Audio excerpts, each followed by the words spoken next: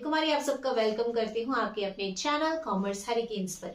MBA topic हम already start कर चुके हैं, जिससे रिलेटेड 2 वीडियोस मैंने ऑलरेडी बनाई है। आई होप आपने वो देखी है। अगर नहीं देखी तो पहले उनको देखिए, लिंक आपको डिस्क्रिप्शन में मिल जाएगा, क्योंकि वो वीडियोस देखने के बाद ही आपको आज का कॉन्सेप्ट क्लियरली समझ आएगा। आज हम पढ़ने वाले हैं कि एमबीए में क्या लिमिटेशंस होती है और क्या सजेशंस हैं जिनसे इन लिमिटेशन को कम किया जा सकता है। मगर उससे पहले जल्दी से चैनल सब्सक्राइब कर दीजिए अगर अभी तक नहीं किया है।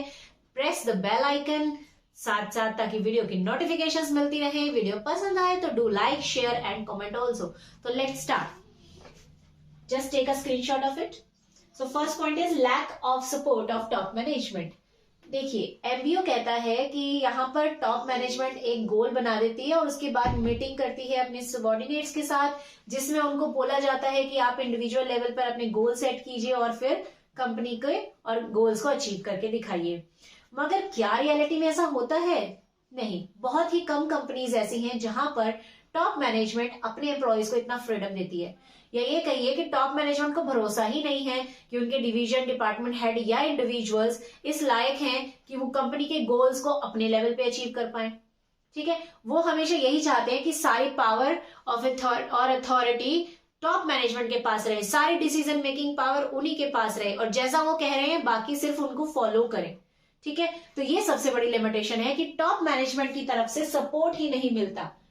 Next, resentful attitude of subordinate. Resentful का मतलब होता है क्रोध होना, गुस्सा आना, फ्रस्ट्रेट हो जाना।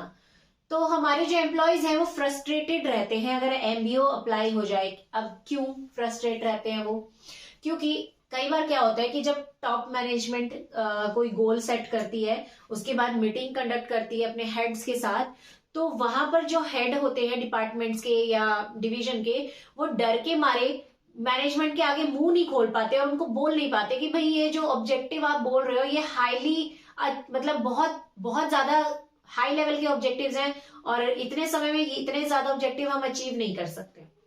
क्योंकि मैनेजमेंट को ना करना हर किसी के बस की बात नहीं है। अब मैनेजमेंट ने जो बोल दिया वो हाँ हाँ हाँ हाँ करके तो आ जाते हैं, लेकिन बाद में उनके मन में फ्रस्ट्रेशन होने लगती है क्योंकि वो उन गोल्स को अचीव नहीं कर पाते।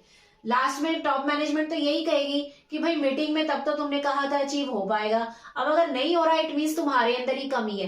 टॉप मैनेजमेंट ये नहीं मानेगी कि हमारे जो ऑब्जेक्टिव्स हैं वो अनअटेबल थे, ठीक है, वो इतने अनरियलिस्टिक थे कि वो अचीव नहीं हो सकते, वो ये नहीं मानेगी।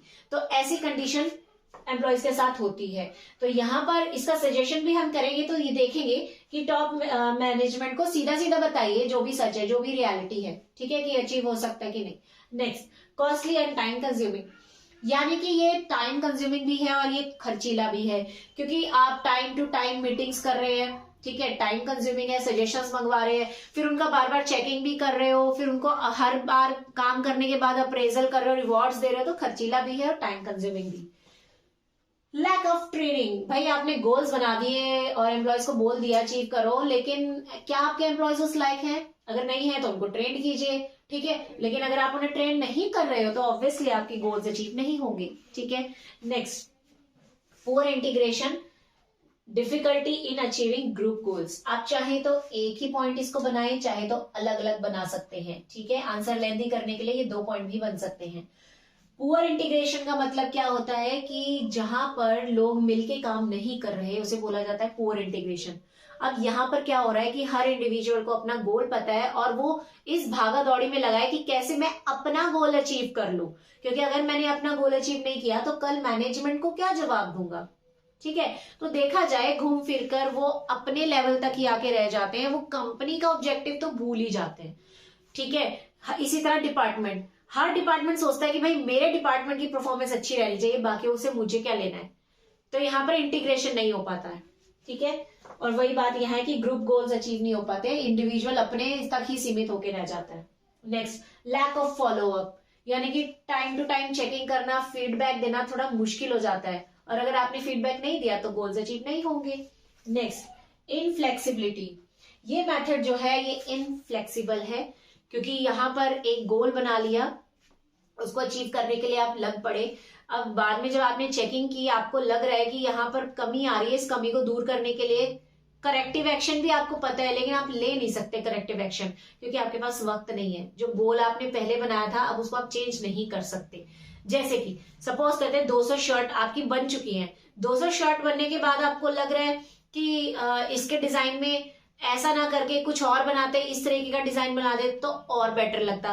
अब मुझे ये बताइए, आप न्यू शर्ट्स तो और डिजाइन, नवे डिजाइन से बना सकते हो, लेकिन जो 200 शर्ट बन गई है उनका क्या करोगे?